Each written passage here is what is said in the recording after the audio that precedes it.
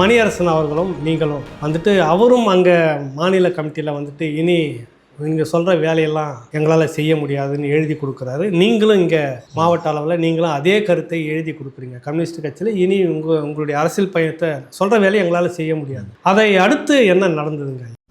பேமாவும் நானும் எங்களுக்குள்ளேயே திரும்ப பரிசீலனை பண்ணுறோம். நம்ம ஏதோ ஒரு உணர்ச்சி வசப்பட்டு பண்ணுறோமா, நிதானமாக தான் முடிவெடுக்கிறோமா அப்படிங்கிறத கொஞ்சம் இது பண்ணணும்.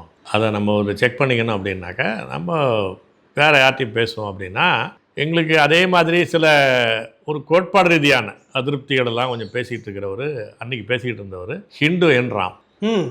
அவர் சிபிஎம்மில் அவர் ஒரு முக்கியமான, அதாவது அவங்கெல்லாம் வெளிப்படையாக அவர்கள்லாம் உறுப்பினர்களும் தெரியாது.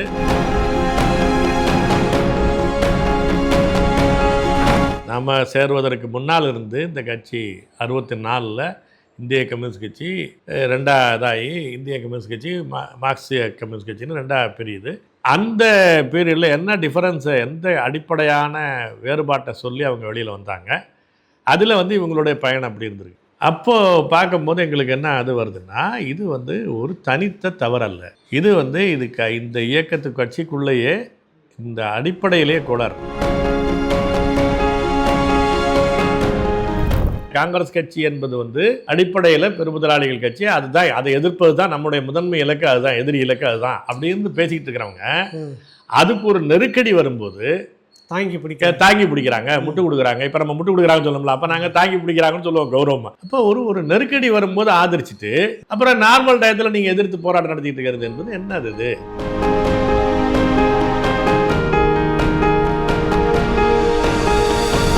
லண்டன் டைம்ஸில் என்னமோ எழுதுகிறான், அந்த கோயம்புத்தூர் நகரத்தை சுற்றி, கோயம்புத்தூர் நகரம், சேலம் நகரம், இந்த 2 நகரத்தையும் சுற்றி நகரத்துக்குள்ளே நுழையக்கூடிய மெயின் சாலை இருக்குல்ல, அந்த சாலை எல்லாத்துலேயுமே கட்டை வண்டி, மாட்டு வண்டியை எடுத்து போட்டுட்டு மாட்டை கழட்டி விட்டுட்டு கட்டை வண்டியை போட்டுதான் தான் சாலை மறியல். அந்த மாதிரி போராட்ட வடிவம் அப்போ தான் ஆரம்பிக்குது. ஒரு நாள் 2 நாள் ஆக ஆக நீங்கள் பால் உள்ளே போகல, காய்கறி உள்ளே போகல, எந்த பொருளும் உள்ளே போகல, அப்படியே ஸ்தம்பிச்சு நிற்குது.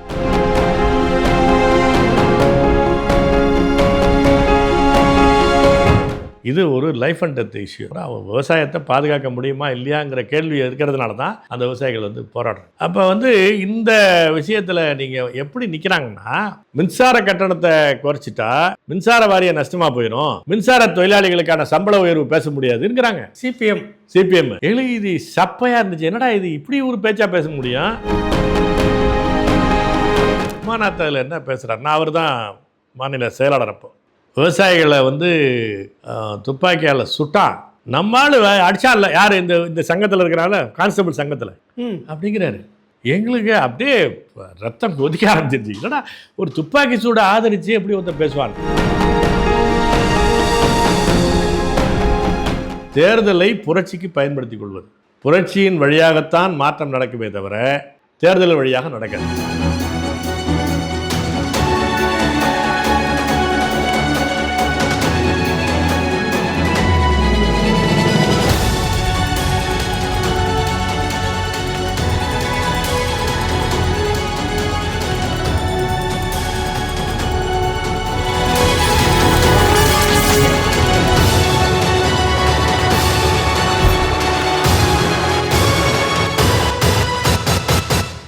ராவணா பார்வையாளர்கள், தமிழ் உறவுகள் மற்றும் ராவணா நல விரும்பிகளுக்கு வணக்கம். மதிப்புக்குரிய ஐயா கே வெங்கட்ராமன் அவர்கள் தமிழ் தேசிய பேரியக்கத்தினுடைய பொதுச் செயலாளர்.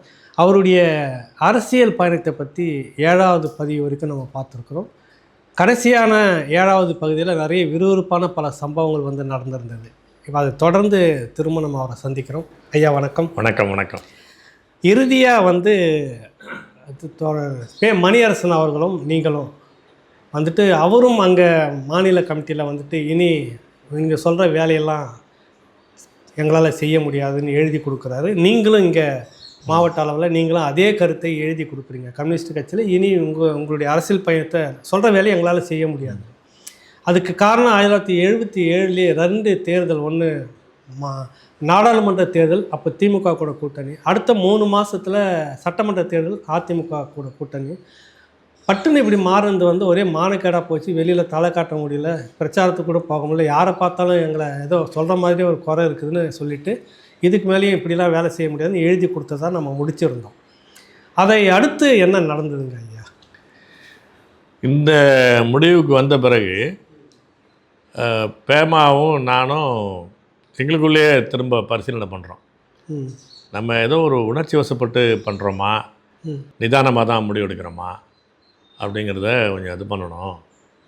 அதை நம்ம ஒரு செக் பண்ணிக்கணும். அப்படின்னாக்கா நம்ம வேறு யார்ட்டையும் பேசுவோம் அப்படின்னா எங்களுக்கு அதே மாதிரி சில ஒரு கோட்பாடு ரீதியான அதிருப்திகளெல்லாம் கொஞ்சம் பேசிகிட்டு இருக்கிறவர், அன்றைக்கி பேசிக்கிட்டு இருந்தவர் ஹிண்டு என் ராம். ம் அவர் வந்து சிபிஎம்மில் அவர் ஒரு முக்கியமான, அதாவது அவங்கெல்லாம் வந்து வெளிப்படையாக அவர்கள்லாம் உறுப்பினர்களும் தெரியாது. அவங்க நேரடியாக அனைத்து இந்திய தலைமையின் கீழே அவங்க சில பேர் அது மாதிரியான மேல் இடத்துல இருக்கிறவங்க பண்ணுவாங்க. அவங்க வந்து வழக்கமான சாதாரண கட்சி உட்படக்கூடிய கட்டுப்பாடுகளோடு அவங்க இருக்க மாட்டாங்க. அவங்களுக்குன்னு, ஏன்னா அவங்க பத்திரிகை துறையில் வேலை செய்கிறதுனால அவங்களுக்குன்னு சில ஒரு சுதந்திரங்கள், உரிமை நிலைப்பாடு இருக்கணும். ஏன்னா அதில் வந்து இதே நிலையை மட்டும் தான் பேசணும்னு சொல்ல முடியாது. ஏன்னா அவங்க எழுதக்கூடிய இடத்துல இருக்கிறாங்க, ஒரு பத்திரிகை உரிமையாளர் இல்லை. அதனால் அந்த மாதிரியான அது மாதிரி வெவ்வேறு இடத்துல இருக்கக்கூடியவங்க, ஒரு பெரிய உயர்மட்டத்தில் விஞ்ஞானியாக இருப்பாங்க. அந்த மாதிரியான இவங்கெல்லாம் வந்து சிபிஎம்மில் இருப்பாங்க. அதே நேரத்தில் அவர்களுக்குள்ள ஒரு சிறப்பு உரிமையோடு அவர்களை நேரடியாக அனைத்து இந்திய தலைமையோடு அவங்க நேரடியாக இதில் இருப்பாங்க. அவங்களுக்கு வந்து வழக்கமான அவ்வளவு கட்டுப்பாடுகள், கடுமையான கட்சி பணிகள் இருக்காது. அவங்களுக்குன்னு இருக்கிற வேலை பெரும்பாலும் இன்டலெக்சுவலான வேலைகளாக இருக்கும்னு வச்சுக்கோங்க. அதனால் அவர் நமக்கு பேமா வந்து இங்கே மாணவர் சங்கத்துக்கு எஸ்எஃப்ஐக்கு மாநில செயலாளராக இருந்தபோது அவர் அனைத்து இந்திய துணைத் தலைவராக இருந்தார் ராம். அது எஸ்எஃப்ஐக்கு இருந்தார். வந்து இவங்க எல்லாமே ஒரு விதமாக அது பேசுவாங்கன்னு வச்சுங்களேன். ஒரு ஒரு ஒரு பன்னாட்டு அரசியலை வந்து சாதாரணமாக பேசுவாங்க. அந்த இது எங்களுக்கு ஒரு பயனாக தான் இருந்துச்சு. அதனால் நாங்கள் 2 பேரும் என்ன முடிவு பண்ணுறோம்னா, இதை வந்து அவர்கிட்ட ஒரு கிராஸ் செக் பண்ணிக்குவோம். ஹிண்டு ராம் கிட்ட அப்புறம் அவர்கிட்ட பேசி அங்கே சென்னையில் ஒரு கண்ணகி சிலைக்கு கிட்ட வாங்க, அங்கே பேசிக்குவோம் அப்படின்னா அவர் வர்றார். அவர் என்ன முதல் முறை இந்த அந்த பேசுகிறத வந்து டைப் அடிக்கிறதுன்னு இருக்குல்ல, அவர் கையில் தூக்கிட்டு வர்றாரு. அதை அவர் ஆமாம் அது வந்து இந்த வாய்ஸ் டைப்பிங் இருக்குல்ல, அதனுடைய ஒரு ஏதோ டெலிபிரிண்டர் மாதிரி எதுன்னு வச்சிங்களேன், அதை ஒன்று கையில் எடுத்துகிட்டு வர்றார். அவங்க அலுவலகத்துலேருந்து அவர் வராரு, ஹிண்டு அலுவலகத்துலேருந்து வரும்போது எடுத்துகிட்டு வந்தார். நாங்கள் பேச அது டைப் மாதிரி அடிக்குது, அதை செக் பண்ணி தான் அவர் பேசுகிறார். ஏன்னா நம்ம ஆனால் அவர் எப்பயுமே உரையாடலை சீரியஸாக தான் நடத்துவார், சும்மா கேஷுவலாக தான் பேச மாட்டார். அப்போ அவர்கிட்ட பேசுகிறோம், அது மாதிரி ஒரு டைம் ஃப்ரேமோட ஒரு 10 நிமிஷம் பேசுவோம் அப்படின்னு சொல்லி தான் அது வர. ஏன்னா அவருக்கு இருக்கிற வேலைகள் முறைகள். அப்போ இதை பேசுகிறோம், இந்த மாதிரி இது வந்து திமுகவோட கூட்டணி, அதிமுகவோட கூட்டணி அப்படின்னு இருக்குது அப்படிங்கிறத சொல்கிறோம். அதுக்கு முன்னாடியிலேருந்தே அவர்கிட்ட தகவல் தொடர்போடு இருக்கிறோம். இந்த மாதிரி ஜனதா கட்சியோடு எப்படி ஒரு கூட்டணி வச்சுக்கிறாங்க, அது ஒரு பெருமுதலாளிய கட்சி தானே அப்படிங்கிறதெல்லாம் பேசுகிறோம். இப்போ அவர் என்ன சொல்ல வர்றாருன்னா, இது வந்து மிஸ்டேக் தான் நானும் நினைக்கிறேன். ஆனால் இட்ஸ் அன் அபரேஷன். அபரேஷன்னா விதிவிலக்காக நடக்கிற தவறு. அதுக்காக இதை வந்து இந்த கட்சியை பற்றி ஒரு கேரக்டரைசேஷன் வந்துட முடியாது அப்படின்னு நான் நினைக்கிறேன் அப்படின்னு சொன்னார். இந்த கட்சி இப்படி தான் அப்படின்னு, அதை நம்ம வந்து புரட்சிக்கு ஆகாதுன்னு சொல்லிட்டுல பேசுகிறோம், அப்படி முடிவெடுத்துட முடியாது அப்படின்னு அவர் சொல்கிறார். அவர்கிட்ட நாங்கள் அளவோடு பேசிட்டு வந்துடுறோம். ஆனால் எங்களுக்குள்ளே அது அந்த ஒரு அவ்வளோ திருப்தி இல்லை. அதாவது இந்த அளவுக்கு அவர் ஒத்துக்கிறாருங்க நம்ம ஒரு மனநிறைவு இருந்துச்சே தவிர, மற்றபடி இது வந்து ஒரு தனியான தவறாக இருக்க முடியாது அப்படிங்கிறது எங்களுக்குள்ளே இருக்குது. அப்புறம் இந்த தேர்தல் முடிஞ்ச பிறகு அதன் பிறகு யோசிக்கும்போது இதனுடைய திரும்ப மீளாய்வு பண்ணுறோம். நாம் சேருவதற்கு முன்னால் இருந்து இந்த கட்சி 64 இந்திய கம்யூனிஸ்ட் கட்சி ரெண்டாவதாகி இந்திய கம்யூனிஸ்ட் கட்சி மார்க்சிய கம்யூனிஸ்ட் கட்சின்னு ரெண்டாக பிரியுது. அந்த பீரியடில் என்ன டிஃபரன்ஸை, எந்த அடிப்படையான வேறுபாட்டை சொல்லி அவங்க வெளியில் வந்தாங்க, அதில் வந்து இவங்களுடைய பயணம் அப்படி இருந்திருக்கு. இடையில நக்சல்பாரி வெளியில் போனாங்க. இப்போ இது எல்லாத்தையுமே ஒரு மீளாய்வு பண்ணணும்னு நிதானமாக அதை யோசிக்கிறோம். இந்த தேர்தல் இதெல்லாம் முடிஞ்ச பிறகு அப்போது பார்க்கும்போது எங்களுக்கு என்ன அது வருதுன்னா, இது வந்து ஒரு தனித்த தவறல்ல, இது வந்து இந்த இயக்கத்து கட்சிக்குள்ளேயே இந்த அடிப்படையிலே கோளாறு அப்படிங்கிறத யோசிக்கிறோம். என்னென்ன விஷயத்தை யோசிக்கிறோம் அப்படின்னா, இவங்களுடைய இது இப்போ நீங்கள் 64 இவங்க வெளியில் வராங்க, 67, 68 தான் நக்சல்பாரி வெளியில் போகிறாங்க. இந்திய கம்யூனிஸ்ட் கட்சியிலேருந்து வெளியில், ஆமாம், கம்யூனிஸ்ட் கட்சியிலேருந்து வெளியில் வந்து மார்க்சிஸ்ட் கம்யூனிஸ்ட் கட்சின்னு ரெண்டாக கிட்டத்தட்ட வெர்டிகலாக மேலேருந்து கீழ் வரை பெரிய எல்லா இடங்கள்லையும் பிரிஞ்சு 2 கட்சியாக ஆகுது. அதில் முதன்மையான காரணம் என்னன்னாக்கா, அன்னைக்கு இருக்கிற ஒரே பெரிய அனைத்து இந்திய முதலாளிகள் கட்சியானது காங்கிரஸ் தான். அவர் எஸ்ஏ டாங்கே வந்து காங்கிரஸ் என்பது புரட்சிகர ஜனநாயக கட்சி, அவர்களோட நம்ம நட்பாக தான் இருக்கணும், வந்து அவர்களோட ஒரு கிரிட்டிக்கல் சப்போர்ட், ஒரு விமர்சனபூர்வமான ஆதரவோடு தான் இருக்கணுமே தவிர, அவர்களுக்கு வெளியில் ஒரு பெரிய கட்சியாக இருந்தது சுதந்திரா கட்சி, அன்றைக்கி ஜனசங்கம், இவங்க தான் ஒரு மாற்று இதாக இருந்தாங்க. அவர்கள்லாம் கூடுதலான வலதுசாரிகள். எனவே வந்து நம்ம வந்து ஒரு பாட்டாளி வர்க்க கட்சி ஒரு புரட்சிகர ஜனநாயக கட்சியோட எப்படி உறவு இருக்கணுமோ அப்படி தான், அதுவும் விலகலும் உறவோட அடிப்படையில் அவர்களை விட்டுறக்கூடாது என்பது அவருங்க காங்கிரஸ் கட்சி, இந்திய கம்யூனிஸ்ட் கட்சியினுடைய காங்கிரஸ் பற்றிய நிலைப்பாடு. இந்த நிலைப்பாட்டில் தான் இவங்க வெளியில் வர்றாங்க. இதில் வந்து கிடையாது, அது வந்து பெருமுதலாளிய கட்சி, அதுதான் முதன்மையான எதிரி காங்கிரஸ் வந்து காங்கிரஸ். ஆமாம், சிபிஎம், அதை வச்சு தான் அவங்க வெளியில் வர்றாங்க. சரிங்க. இப்போ இதனுடைய இதுலேருந்து அவங்க எப்படி தொடர்ச்சி அப்படி இருக்கிறாங்களா அப்படின்னு செக் பண்ணுறோம். இப்போ 69 இப்போ என்ன நடக்குது அப்படிங்கிறது எல்லாமே பின்னாடி அவங்களுடைய வரலாறை திரும்ப செக் பண்ணிக்கிறோம். 69 இந்த இந்த இப்போ காங்கிரஸ் கட்சிக்குள்ள ஒரு பிளவு வருது, இண்டிகேட்டுன்னு பிளவு வருது. அந்த பிளவு வர நேரத்தில் வந்து இந்திரா காந்தி வந்து அவங்க அப்போ அந்த அதிகார காங்கிரஸ், இந்திரா காங்கிரஸ் அப்போ 2ஆ பிரியுது பார்த்தீங்களா. அந்த பீரியடில் அந்த பிரியக்கூடிய உள்ள சண்டை நடந்துகிட்டு இருக்கிற நேரம், இந்திரா காந்தி வந்து அவங்களுடைய காங்கிரஸ் கட்சியினுடைய அதிகாரப்பூர்வமான குடியரசுத் தலைவருக்கான வேட்பாளர் சஞ்சீவ ரெட்டி தான் காங்கிரஸ் கட்சி அதிகாரப்பூர்வமாக ஏஐசிசியில் முடிவு பண்ணி அவர் தான் குடியரசுத் தலைவர் தேர்தலுக்கு நிறுத்துகிறாங்க. இந்திரா காந்தி என்ன பண்ணுறாங்கன்னா, இவங்க அதை வெளியில் வரத்துக்கான ஸ்டேஜுக்கு வந்துட்டாங்க. அதனால் வந்து அவங்க என்ன பண்ணிட்டாங்கன்னா, விவி கிரியை நிறுத்தி விவி கிரியை அவங்களுக்கு ஆதரவு தர்றது அப்படின்னு முடிவெடுத்துட்டாங்க. அப்போ வந்து அதனுடைய போக்கிலேயே இண்டிகேட்டுன்னு கட்சி அந்த ஸ்தாபன காங்கிரஸ் சொன்னாங்கல்ல, காங்கிரஸ் ஓ, காங்கிரஸ் ஐ, அப்படி இந்திரா காங்கிரஸ் அப்படின்னு. இப்போ நீங்கள் அப்போல்லாம் பார்த்தா ஸ்தாபன காங்கிரஸ் அப்படிம்பாங்க.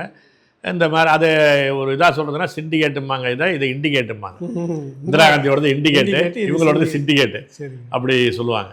மொராஜி தேசாய், காமராஜ், இவங்கெல்லாம் ஒரு பக்கம் இருக்கிற எஸ்கே பாட்டீல், பெரிய தலைவர்கள் எல்லாமே ஸ்தாபன காங்கிரஸில் இருக்கிறாங்க. இந்திரா காந்தி கொஞ்சம் பேர் மட்டும் அவங்க முக்கியமான தலைவர்களாக இருக்கிறவங்களும் இந்த பக்கம் தான் இருக்கிறாங்க. ஆனால் இந்திரா காந்தி பவர்ஃபுல்லாக இருக்கிறாங்க. அந்த அப்போ என்ன நடக்குது, நீங்கள் வந்து இந்த மன்னர் மானிய ஒழிப்பு, இந்த வங்கிகள் அரசுடைமையாக்குவது, இந்த மாதிரியான ஒரு முற்போக்கு முகத்தோடு வெளியே வந்து நிற்கிறாங்க அவங்க. இப்போ இதெல்லாம் சாக்கு வச்சு தான் சிபிஐ வந்து அவங்கள காங்கிரஸ் ஆதரிக்கணுங்கிறதுக்கு வராங்க. இது இல்லை, இது வந்து ஒரு மக்கள்கிட்ட வந்து செல்வாக்கை பெற்றுக்கொள்வதற்கான ஒரு முயற்சி தானே தவிர இது சீரியஸான கொள்கையில் இவங்க பேசிகிட்டு இருக்கிறாங்கன்னு வச்சுங்க, இது சிபிஎம்மாக இருக்கிறவங்க. ஆனால் இந்த பிரச்சனை வருது இல்லை, குடியரசுத் தலைவர் தேர்தலுங்கிறது இவங்களுக்கு டெஸ்டிங் கிரவுண்டு. இது ஏன்னா குடியரசுத் தலைவராக இந்திரா காந்திக்கு வேண்டாத ஆள் வந்துருச்சுன்னா, சஞ்சீவ ரெட்டி இவங்க கேண்டிடேட் வந்துட்டார்னா, அவர் வந்து இந்திரா காந்திக்கு பிளாக் பண்ணிக்கிட்டே இருப்பார். அதாவது இறுதி அதிகாரம் வந்து பிரதமர்கிட்ட தான் இருக்குன்னு வச்சுக்கோங்க. ஆனால் கூட குடியரசுத் தலைவர் என்பது அவருடைய எந்த அளவுக்கெல்லாம் இவங்களுடைய இதை பாஸ் பண்ண முடியும். இன்னொரு அதிகார மையத்தை, ஒரு நிழல் அதிகார மையத்தையாவது உருவாக்கிட முடியும். அதனால் வந்து இந்திரா காந்தி என்ன பண்ணுறாங்கன்னா, இது வந்து எப்படியாவது இல்லை விவிகிரியை ஜெயிக்க வைக்கணுங்கிறதுலாம் பண்ணுறாங்க. ஆனால் நாடாளுமன்ற உறுப்பினர்கள் எண்ணிக்கையில் பார்த்தீங்கன்னா அவங்களுக்கு போதிய பெரும்பான்மை கிடையாது. இந்திரா காங்கிரஸுக்கு கிடையாது. கட்சி வந்து இவங்கள்ட்ட தான் அதிகமாக, அதாவது காங்கிரஸ் கட்சிக்குள்ளே ஆட்கள் வந்து ஸ்தாபன காங்கிரஸ். ஏன்னா அங்கங்கே மாநில பெரிய தலைவர்கள், இங்கே காமராஜ், இங்கே எஸ்கே பாட்டீல், அங்கே வந்து மொராஜி தேசாய், அப்படியான ஆட்கள் இருக்கும்போது அவர்களோடு சேர்ந்திருக்கக்கூடிய நாடாளுமன்ற உறுப்பினர்கள் அங்கே அவங்களோட எண்ணிக்கை அதிகமாக இருக்கிறாங்க. அப்போ அவங்களுக்கு என்னென்னா, அதுக்கு அப்பால் இருக்கக்கூடிய கட்சிகள்கிட்ட ஒரு தற்காலிகமாவது அவங்கள்ட்ட ஒரு ஆதரவு பெற்றாலே தவிர விவிகிரி ஜெயிக்க வைக்க முடியாது. அப்படியான கட்டத்தில் தான் இவங்க திமுகவோட ஆதரவையும் கேட்டுக்கிறாங்க, சிபிஎம்மும் ஆதரிக்குது. இப்போ இது வந்து, ஆனால் இதனுடைய அடிப்படையே என்ன, காங்கிரஸ் கட்சி என்பது வந்து அடிப்படையில் பெருமுதலாளிகள் கட்சி, அதுதான், அதை எதிர்ப்பது தான் நம்முடைய முதன்மை இலக்கு, அதுதான் எதிரி இலக்கு, அதுதான் அப்படின்னு பேசிக்கிட்டு இருக்கிறவங்க, அதுக்கு ஒரு நெருக்கடி வரும்போது தாங்கி பிடிக்க தாங்கி பிடிக்கிறாங்க, முட்டு கொடுக்குறாங்க. இப்போ நம்ம முட்டு கொடுக்குறாங்கன்னு சொல்லணும்ல, அப்போ நாங்கள் தாங்கி பிடிக்கிறாங்கன்னு சொல்லுவோம் கௌரவமாக. அது வந்து அப்படி பண்ணுறாங்க. அப்போ ஒரு நெருக்கடி வரும்போது ஆதரிச்சுட்டு அப்புறம் நார்மல் டயத்தில் நீங்கள் எதிர்த்து போராட்டம் நடத்திட்டு இருக்கிறது என்பது என்னது இது? இப்போ இது வந்து லெனின் வந்து நிறையா இது மாதிரிலாம் பேசியிருக்கிறார். உலக அரசியல் கட்சிகளில் வந்து விவாதங்கள் நடத்தும் போதெல்லாம் அவர் நிறையா பேசியிருக்காரு. அதாவது எதிரிக்கு நெருக்கடி வரும்போது அந்த நெருக்கடியை நீ மக்கள் போராட்டத்தை தீவிரப்படுத்துறதுக்கு, புரட்சியை தீவிரப்படுத்துறதுக்கு பயன்படுத்தணுமே தவிர அவன்கிட்ட ஒரு சைடை மட்டும் கொடுக்கக்கூடாது. நீ மக்கள் பக்கம் நின்று யோசிக்கணும் அப்படிங்கிறது தான் அவருடைய இது. அந்த லெனினிஸ்ட் பார்வைக்கு இது பொருத்தமாக இல்லையே. அப்போ இது இப்போ வந்த பிரச்சனை இல்லை, அது ஏற்கனவே வந்துருச்சு, கம்யூனிஸ்ட் ஒன்று நினைக்கிறோம். அடுத்தது இந்த உழவர் போராட்டம் பற்றியே எங்களுக்கு அந்த இது இருக்குது. நாராயணசாமி நாயுடு போராட்டத்தை இவங்க வந்து மிராஸ்தார் போராட்டம்னு சொல்கிறாங்க. ஆனால் அன்னைக்கு வந்து இந்த உழவர்கள்ங்கிறது ஒரு பெரிய நெருக்கடியில் இருக்கிறாங்க. உழவு தொழிலுங்கிறது பெரிய நெருக்கடியில் இருக்கிறாங்க. அது வந்து ஒரு லாபமான அவருடைய நாராயணசாமி நாயுடு வந்து ஒரு மிக முக்கியமான இதுவே என்னென்னா, உழவு என்பது ஒரு தொழில். அந்த தொழில் மற்ற தொழிலை போட லாபமாக நடத்தணும். இதை வந்து அந்த விலையை வைக்கக்கூடிய அது தான் விளையக்கூடிய விளைபொருள்களுக்கு விலையை தீர்மானிக்கிற இடத்துல உழவர்களுக்கு அதிகாரம் வேணும். சில அடிப்படையான விஷயங்களை அவர் பேசுகிறார். வெறும் ரூபா கொடுன்னு மட்டும் பேசலை, அவர் மிக அடிப்படையானதை பேசுகிறார். கம்யூனிஸ்டில் நிலப்பிரப்புகளுடைய போராட்டம் அப்படிங்கிற மாதிரி பேசுகிறாங்க, எதிர்க்கிறாங்க. இன்னொன்று இவங்க வந்து அப்போ அவர் வந்து மின்சார கட்டணத்தை குறை என்பது தான் அவர் கேட்குறாரு. இலவச மின்சாரம்லாம் பிறகு தான் வருதுன்னு வச்சுக்கோங்க. அவர் அந்த போராட்டம் நடத்தும் போது மின்சார கட்டணத்தை 1 பைசா ஏற்றுறாங்க ஒரு யூனிட்டுக்கு. அது ஒரு பெரிய சுமையாக இருக்குது. ஏன்னா அன்னைக்கு அப்போலேருந்து கொஞ்சம் கொஞ்சமாக அந்த காவிரி தண்ணி வருவது குறைஞ்சி போகுது. அதனால் நிலத்தடி தண்ணீரை பயன்படுத்தி இந்த பணப்பயிர்களை நோக்கி போக வேண்டியாக இருக்குது.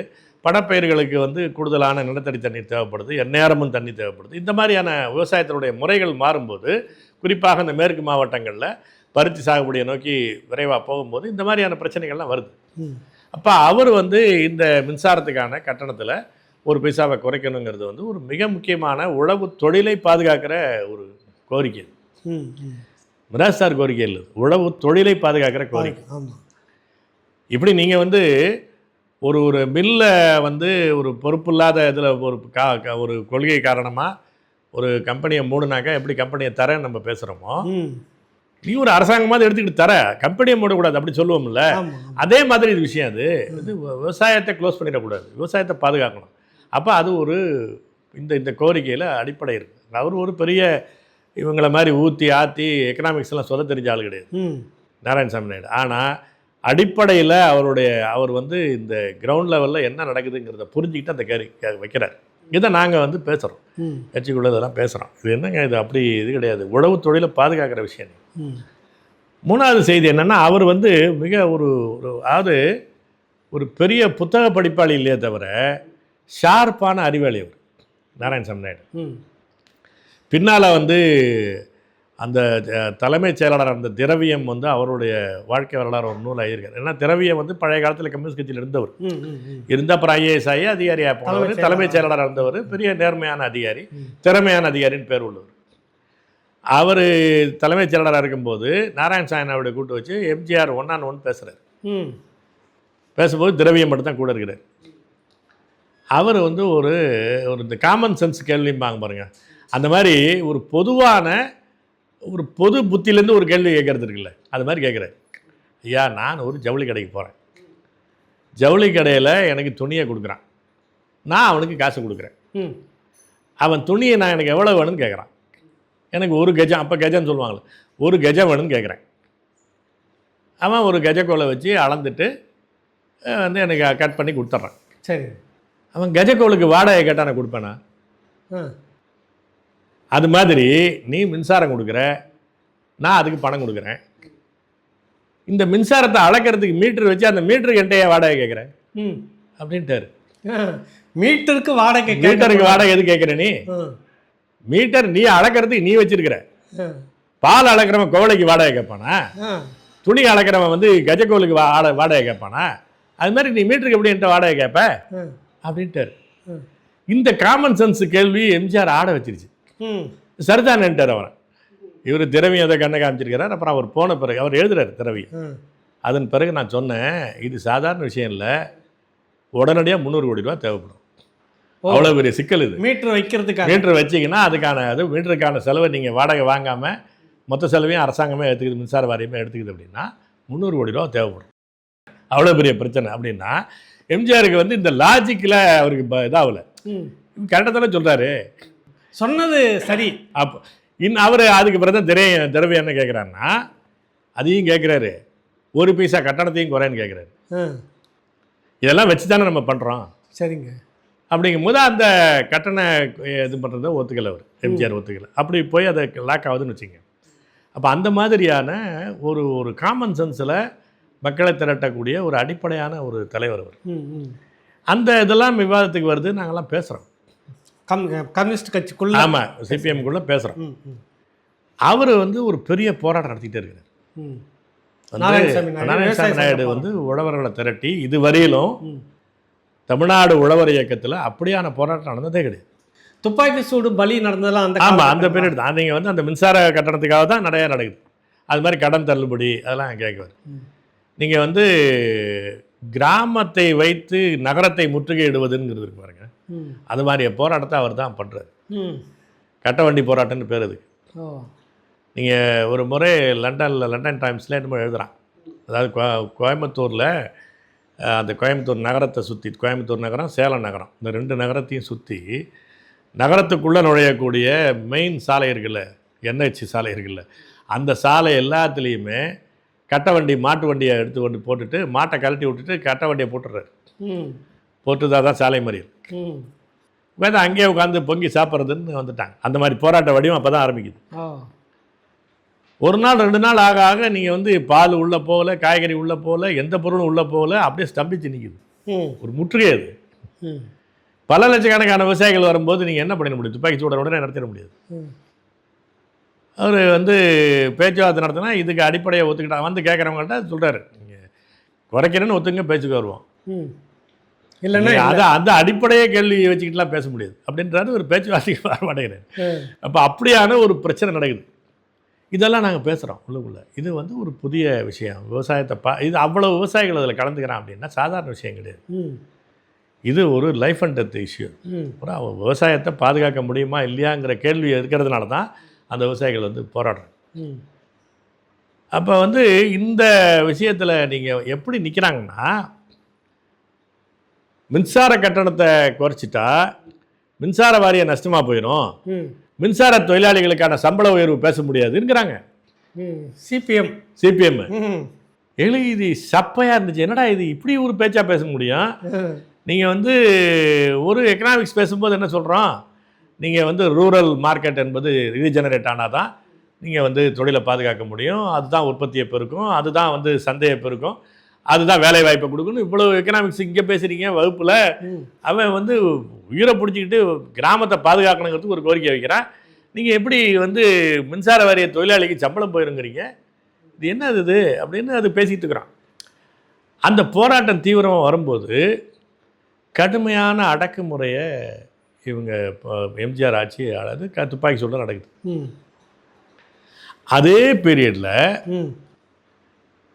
இந்த காவல்துறை கான்ஸ்டபிள் இருக்காங்கல்ல, அவர்கள்ட்ட ஒரு சங்கம் உருவாக்குறதுக்கான முயற்சி நடக்குது. அதுக்கு பின்னணியாக சிபிஎம் தான் இருக்கு. இந்த காவலர்களிடையே ஒரு தொழிற்சங்கம் அமைக்கிறது. அவங்களுக்கு தொழிற்சங்க உரிமை கிடையாது. 77க்கு பிறகு இதெல்லாம் நடக்குது. ஆமாம், காவல்துறைக்கு வந்து சங்கம் அமைக்கிறது என்ற முயற்சியை அங்கேருந்து சில பேர் இது பண்ணுறாங்க. அதுக்கு சிபிஎம் தான் கைட் பண்ணுது. அவங்க தான் பின்னாடி இருந்து அதை உருவாக்குறதுக்கான முயற்சி பண்ணுறாங்க. சரிங்க. அதுக்கு பிறகு ஒரு சிஐடியுனுடைய ஒரு மாநாடு நடக்குது சென்னையில், அனைத்து இந்திய மாநாடு. அந்த மாநாட்டுக்கு நான்லாம் பேராளர், நான் தொழிற்சங்கத்தில் பொறுப்பில் இருக்கிறதுனால நான் ஒரு பேராளராக அதில் இருக்கிறேன். நான் நேருக்கு நேரம் உமாநாத் பேசுகிறாரு என்ன நடந்துச்சுங்கிறது. ஏன்னா அந்த துப்பாக்கி சூடுலாம் நடக்குது, பல பேர் கொல்லப்படுறாங்க. இந்த சேலம் ஆமாம் பெத்தநாயம்பாளையத்தில் வந்து விவசாயிகள் வந்து கொல்லப்படுறாங்க. இப்போ அவர் பீரியட்லேயே ஒரு துப்பாக்கி சூடு, பிறகு கருணாநிதி பீரியடில் ஒரு துப்பாக்கி சூடு, மொத்தம் 45 பேரை கொல்லப்படுறாங்க. ஆமாம் ஆமாம் ஆமாம். அந்த மாதிரி அதில் முதல் துப்பாக்கி சூடு எம்ஜிஆர் இதில் நடக்குது. அதில் வந்து அந்த பெத்தநாயகம்பாளையம்னு நினைக்கிறேன். ஆமாம் ஆமாம். அதில் வந்து ஒரு பெரிய இது நடக்குது. அங்கே தான் பெரிய துப்பாக்கி சூடு, அது 2 பேர் இறந்து போகிறாங்க அந்த ஊர்லேயே, அந்த சாலை மறியலில் இறந்து போகிறாங்க. அப்படியே ஒரு கொந்தளிச்சு நிற்குது. இவர் என்ன பண்ணுறாரு, அவங்க வந்து பணம் கட்டாதவங்களுக்கு ஃபீஸ் கேரியரை பிடிக்கிட்டு போவாங்க. அப்போல்லாம் அதான் பிடிக்கும். ஆமாம், ஃபீஸ் கேரியர் இப்போயே தானே ஃபீஸ் கேரியர் எடுத்துகிட்டு போயிடுவாங்கல்ல. இவர் விவசாய சங்கத்தினுடைய இதுவே என்ன 2 முழக்கம்தான், கட்சி கொடியை இறக்கு, பச்சை கொடியை ஏற்று. எல்லா ஊர்லேயும் கட்சியை க்ளோஸ் பண்ணுறாங்க. நடக்குதுங்க. ஆமாம், எல்லா கட்சியில் இருந்திருப்பாங்க. ஆனால் என்னன்னா கட்சி கொடியை இறக்கிட்டான். எல்லா இடத்துலையும் பச்சை கொடி ஏறுது. அடுத்த முழக்கம் என்னன்னா, கட்டையை பிடுங்கினால் பட்டையை உரிப்போம். போர்டே எழுதி வச்சுட்டான். ஃபீஸ் கேரியரை எடுத்து அதுக்கு பேர் கட்டம்பாங்கல்ல, ஃபீஸ் கட்டம்பாங்கல்ல, அதுக்காக கட்டையை பிடுங்கினால் பட்டையை உரிப்போம். அது நடந்துச்சு. நீங்கள் வந்து மேலே ஏறி ஃபியூஸ் கேரியரை போன ஈபி தொழிலாளி கீழே நெருப்பை போட்டு உட்காந்துட்டு இருக்கிறான் தொழிலாளி, இந்த விவசாயிகள் இறங்க முடியாமல் தத்தரிச்சா. அப்படியான போராட்டம் நடந்ததுங்களா? ஆமாம், இவ்வளோ பெரிய போராட்டம் நடக்குது. இந்த போராட்டத்தை ஒடுக்கிறதுக்கு தான் அவர் துப்பாக்கி சூடு நடத்துகிறாரு. பெரிய இதெல்லாம் நடக்குது, கொடுமையான வழக்கு. இந்த நீங்கள் வந்து அது அப்படியே தொடர்ந்து நடக்குதுன்னு வச்சிங்களேன். இப்போ திருச்சியில் அது ஒரு பேரணி, ஒரு நாராயணசாமியோட ஒரு உழவர் பேரணி. அதில் நீங்கள் வந்து பழனி கோயிலுக்கு பச்சை வேட்டி கட்டிட்டு போனவன், பச்சை துண்டு கட்டிட்டு வேறு எதுக்கோ போனவன் எல்லாரையும் பிடிச்சி நொறுக்குனானுங்க, பஸ் விட்டு இறக்கி தூக்கி போட்டானுங்க. அப்படியான ஒரு பெரிய அடக்குமுறை. கோயிலுக்கு போனவங்களே பச்சை துண்டு. ஆமாம், பச்சை துண்டு தான். ஆனால் அடையாளம் வேறு ஒன்றும் கிடையாது. நான் வந்து கோயிலுக்கு போகிறேன்னு சொன்னாலும் கிடையாது. ஒன்று அந்த காவல்துறை அதிகாரியை பொறுத்து ஒன்று அடித்து தூக்கி கைது பண்ணுவான், இல்லைன்னா வெளியே இறக்கி விட்டு போயிடுவான். பாதி ராத்தில் பாதி ரோட்லேயே இறக்கி விட்டு போயிடுவானுங்க. பேருந்தில் ஏறி சர்ச் பண்ணி காலி பண்ணுவானுங்க. அது மாதிரிலாம் நடந்துச்சுன்னு வச்சுங்க. இப்போ இந்த மாதிரியான கடுமையான அடக்குமுறை நடக்குது விவசாயிகள் அந்த இது மேலே. அப்படியே அடுக்கடுக்காக எல்லா மட்டத்துலேயும் கொடுமையான வழக்குகள் போட்டு வச்சுருக்கிறாங்க. பெயிலில் வர முடியாத வழக்குகள் போட்டு வச்சுருக்கிறாங்க. இந்த அடக்குமுறை சூழலில் அங்கே சிஐடியு மாநாடு நடக்குது. இப்போ இன்னொரு பக்கத்தில் தொழிலாளிகள் போராட்டம் அது ஒரு பக்கம் நடந்துக்கிட்டு இருக்குன்னு வச்சுங்க. அந்த சிம்சன் போராட்டம், அந்த டிவிஎஸ் போராட்டம், இது மாதிரியான ஒரு பக்கம் நடந்துக்கிட்டு இருக்கு. இந்த சூழலில் நடக்குது. இவர் உமாநாத் போராட்ட காலமாக இருக்குது. போராட்ட காலம் தான் சொன்னல ஏற்கனவே, அந்த மாதிரியான காலம். நீங்கள் அந்த பீரியடில் இவர் உமாநாத், ஏன்னா அதெல்லாமே நீங்கள் 80கள் வரலும் பெரிய கொந்தளிப்பான காலம் தான் வச்சுங்க. இந்த இவர் உமாநாத் அதில் என்ன பேசுகிறாருன்னா, அவர் தான் மாநில செயலாளர் அப்போ சிஐடியு அறிக்கை வச்சு அவர் பேசுகிறார். விவசாயிகளை வந்து துப்பாக்கியால் சுட்டான், நம்மால் அடிச்சா இல்லை யார் இந்த சங்கத்தில் இருக்கிறாங்கள கான்ஸ்டபிள் சங்கத்தில் அப்படிங்கிறாரு. எங்களுக்கு அப்படியே ரத்தம் கொதிக்க ஆரம்பிச்சிருச்சு. இல்லைனா ஒரு துப்பாக்கி சூட ஆதரித்து எப்படி ஒருத்தர் பேசுவாங்க. என்ன என்ன சொன்னாருங்க அந்த வார்த்தை? அப்படி வந்து கட்டையை இப்போ பிடுங்கன்னா பட்டையை பிரிப்போம்னால சுட்டான், நம்மளால சேர்ந்து சுட்டான் அப்படிங்கிறாரு. ஐயோ, அப்போ எங்களுக்கு வந்து என்னடா இவ்வளோ பெரிய கொடுமையான அடக்குமுறையை கொண்டாட்டமாக பேசிகிட்டு இருக்கிறாரு அப்படிங்கிறது எங்களுக்கு பெரிய இதாகிடுச்சுன்னு வச்சுங்க. அப்போ இதெல்லாம் யோசிக்கிறேன். இல்லை அப்போ அந்த மாநாட்டில் எடுத்துக்கிறோம் பேசுகிறோம், அது ஒரு பக்கம். இப்போ இந்த பிரச்சனை பேசும்போது இதெல்லாம் யோசிக்கிறேன். அப்போ இவங்க வந்து அரசுக்கு ஒரு நெருக்கடியான காலம். நீங்கள் கிராமமே ஸ்தம்பிச்சு போய் நிற்குது. ஆட்சி அவன் நடத்த முடியாது. எப்படான்னு பார்த்துட்டு இருக்கான் டெல்லியில். ஆட்சி கலைக்கிறது சட்டம் ஒழுங்கு போச்சுன்னா இவர் தான் கருணாநிதி மனுவோட நிற்பார்ல. கருணாநிதி ஆட்சியில் இருந்தால் எம்ஜிஆர் மனுவோட நிற்பார். அப்போ அந்த ஒரு இது இருக்குல்ல, அவங்களுக்கு அப்போல்லாம் அந்த நெருக்கடி இருக்குது. ஒரு சட்டம் ஒழுங்கு ஒரு அளவுக்கு மேலே போயிடுச்சுன்னா ஆட்சியை டிஸ்மிஸ் பண்ணிடுவாங்கிற பிரச்சனைலாம் இருக்குது. அப்படியான நெருக்கடியும் போது நீங்கள் அந்த பக்கம் நிற்கிறீங்க. இந்திரா காந்திக்கு நெருக்கடி வரும்போது அந்த பக்கம் நிற்கிறீங்க, சப்போர்ட்டா நிற்கிறீங்க. அப்போ இது ஒவ்வொன்றையும் நம்ம யோசிச்சு பார்க்கும்போது இப்படி வரிசையாக யோசிக்கிறோம். ஒவ்வொரு கட்டத்துலையும் இவங்க வந்து ஆளும் வர்க்கத்திற்கு நெருக்கடி வருகிற போதெல்லாம் ஆளும் வர்க்கத்தின் ஒரு பிரிவோடு சேர்ந்து கொண்டு முட்டு கொடுக்கிறார்கள் அப்படின்னு முடிவுக்கு வந்துட்டா. அதனால இதில் நீடிக்கிறதுல அர்த்தம் இல்லை அப்படிங்கிறது. முடிவுக்கு வரும்போது நமக்கு ஒரு லாஜிக்கலாக ஒரு இது பண்ணணும்ல ஒருத்தர். ஏன்னா இது பண்ணனா இது அப்படியே இது ஒரு ஒரு ஆண்டு நடக்குது. அப்படியே ஒரு டிஸ்கஷன் பண்ணிக்கிட்டே இருப்போம். விட்டா நாங்கள் சந்திச்சு பேசிக்கிட்டே இருப்போம்னு வச்சுங்க. ஒரு நாளில் உட்காந்து முடிக்கிறது இல்லை. நீங்களும் பேமாவும் நான் 2 பேரும் பேசிட்டு இருப்பேன். அவர் அன்றாட இயக்க பணிகள் விடாமல் செஞ்சுக்கிட்டு இருப்பார். நானும் பண்ணிக்கிட்டு இருப்பேன். நான் திருவாரூரில் இருப்பேன், இவர் தஞ்சாவூரில் இருப்பார். நாங்கள் சந்திச்சுக்கிறதே எப்பயாவது தான் பண்ண முடியும். நாங்கள் சந்திக்கிறது எல்லாமே ஒரு வெளிப்படையாக இருப்போம். இந்த வேலைக்கு போகிறேன், அவர் அன்றைக்கி போனால் அவரை பார்ப்போம்னு தெரியும். இந்த மாதிரி தெரியும். அவங்களுக்கு வந்து இந்த 2 பேரும் சந்திச்சா என்ன ஆகுங்கிறது அவங்களுக்கு ஒரு சந்தேகத்திலே வச்சுக்கிட்டு இருப்பாங்க மேலிடத்துல. ஆமாம், மேலிடத்துல. அதனால் வந்து அது எங்களை அதை பற்றியெல்லாம் இல்லை, நம்ம வெளிப்படையாக இருப்போங்கிற முறையில் பண்ணுவோம்னு வச்சுக்கோங்க. அப்போ வந்து இந்த இதில் வந்து இந்த இந்த ப்ராசஸே எங்களுக்குள்ள 1 வருஷம் 1.5 வருஷம் ஓடுது. பேமா வந்து என்னென்னா ஒரு நல்ல தமிழில் ஒரு இலக்கிய நடையில் மார்க்சியத்தை ஆழமாகவும் பேச தெரிஞ்ச ஆட்கள் அங்கே குறைவு. கட்சிக்குள்ளாக. ஆமாம். அதனால வந்து பெரும்பாலும் பார்த்தீங்கன்னா பேமாவுக்கு வந்து அங்கே ஒரு ஸ்டார் பேச்சாளர் எல்லா மாவட்டத்துலேயும் அவரை விரும்பி கேட்பாங்க. பேமா வந்து இப்போ கடைசி பேருந்து வரும்போது கூலூர் பக்கத்தில் அது வந்து பஸ்ஸில் ஏறி அவர் வெட்டுறாங்க. அவர் வெட்டி ஒரு மயிரில் தப்பிச்சிடறான்னு. ஐயா பேமா மணியரசனை வெட்டுறாங்க. அப்போ அதை வந்து ஒரு பெரிய அச்சத்தை உண்டு பண்ணாங்களா திரும்ப பழைய? அது இல்லை, அது வந்து அதுக்கு உடனடியாக எதிர்த்து போராட்டம். அதே புதலூர் மிகப்பெரிய எழுச்சி பேரணி, எல்லா அறுவலோட வாடான்னு சொல்லி அந்த மாதிரி போராட்டம். அதனால ஆமாம்மா நடத்துகிறோம், எதிர் கவுண்டரெல்லாம் நடத்துகிறோம். அதே ஊரில் கூட்டம் நடத்துகிறோம், அது விடாமல் பண்ணுறோம்னு வச்சுங்க. அது எல்லாமே பண்ணுறோம், அது வந்து விடலை. ஆனால் என்ன ஆயிடுச்சுன்னா கட்சிக்குள்ள இவர் வந்து இந்த மாதிரி